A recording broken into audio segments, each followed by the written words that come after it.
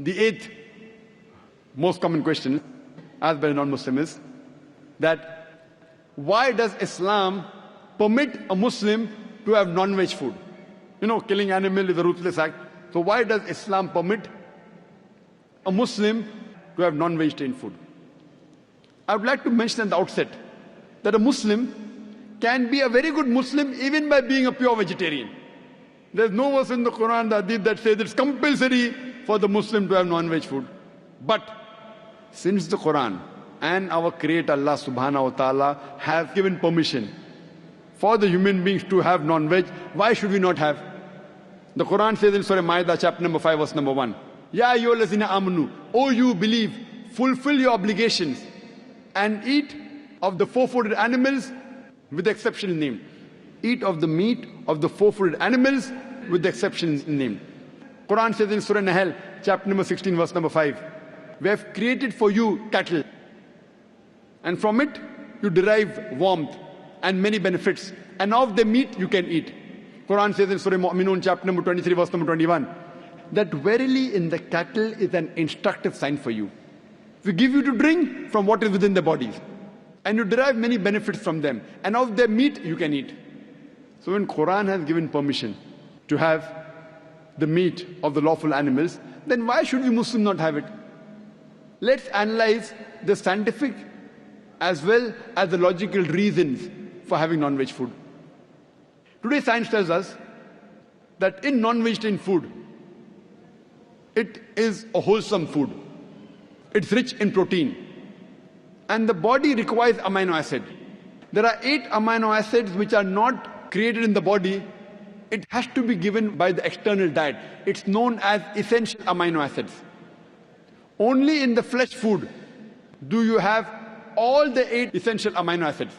Therefore, the meat is called as a complete protein. There is no vegetarian food which has all the essential amino acids in it. Furthermore, meat is rich in niacin, vitamin B, and it's a wholesome food.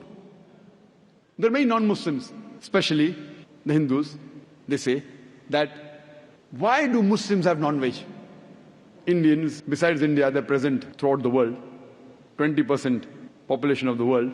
You go to any part in the world, USA, Canada, UK, Dubai, you'll find Indians there. So it has become a common question throughout the world. I tell them that if you analyze the set of teeth of the herbivorous animals, cow, goat, sheep, they only have vegetables. If you see the set of teeth, they have a flat set of teeth called as herbivorous set of teeth.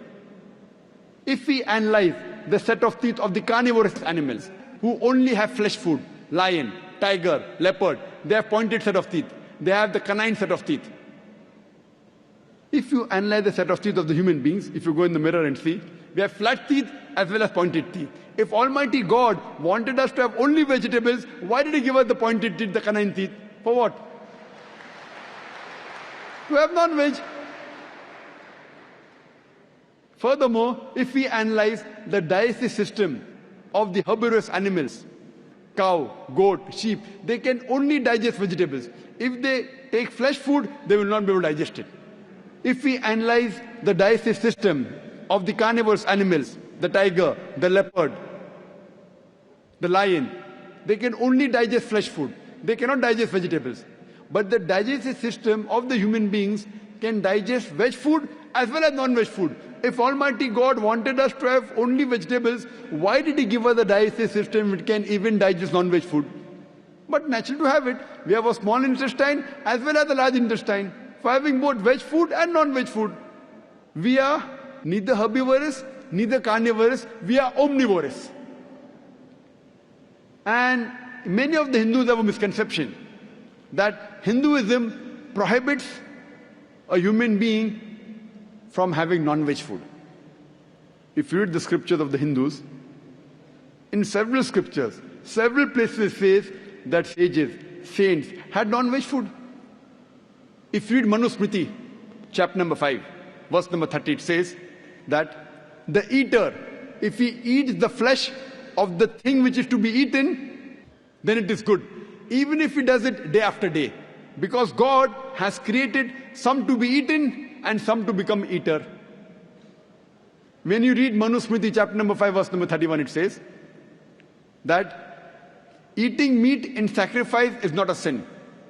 It is the law of the gods. It's mentioned in Manusmriti chapter number 5 verse number 39 as well as 40 that God created sacrificial animals.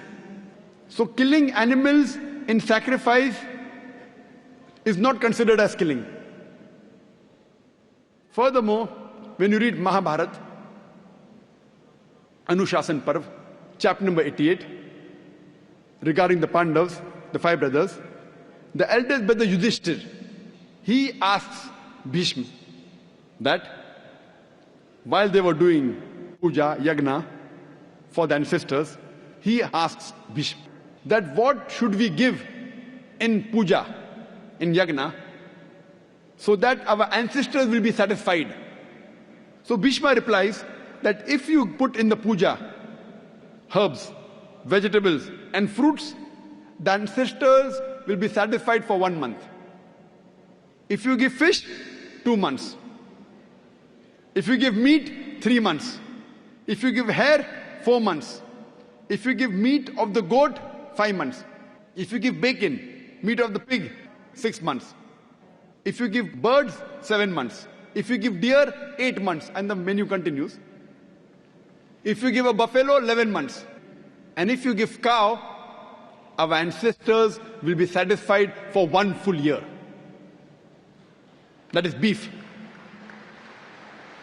And if you give rhinoceros meat or red meat of goat, our ancestors will be satisfied inexhaustibly. There's a big menu, imagine. Vegetables, fish, meat, hair, everything is there in the menu. So if you read the Hindu scriptures, it was permitted to have non-veg. It is later on, when the Hindus were being influenced by other non-Hindus and tried to take their philosophy that they converted and tried to make the religion into vegetarianism, though all Hindus aren't vegetarians. Now when we ask these people that why are you a vegetarian, they tell us that killing animal is a sin. Because killing living creatures is a sin. So I said, I agree with you. If a person can live without killing living creatures, I'm with you. Today science tells us that even the plants have got life. Previously people did not know that plants and vegetables had life. So now the logic has changed. No, we understand, we realize plants have got life, but plants can't feel pain. Therefore killing animal is a bigger sin as compared to killing a plant. Now science has further advanced and we have come to know that even the plants can feel pain. Though we cannot hear the cry of the plant, but even the plants can feel pain. They don't have a very well developed system, but they can feel pain.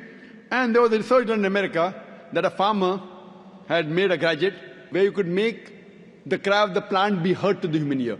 Because the human ear only hears between 20 cycles to 20,000 cycles per second. Anything below and above this, the human being can't hear. Like this is below 20 cycles, I can't hear. If I do fast, I can hear because it's above 20 cycles.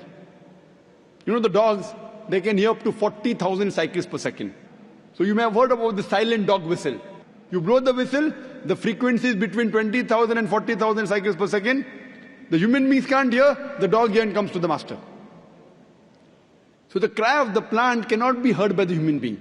So there was a research done in America where a farmer makes a gadget and whenever the plant wanted more water, it would cry out, he used to convert the cry and he could hear it.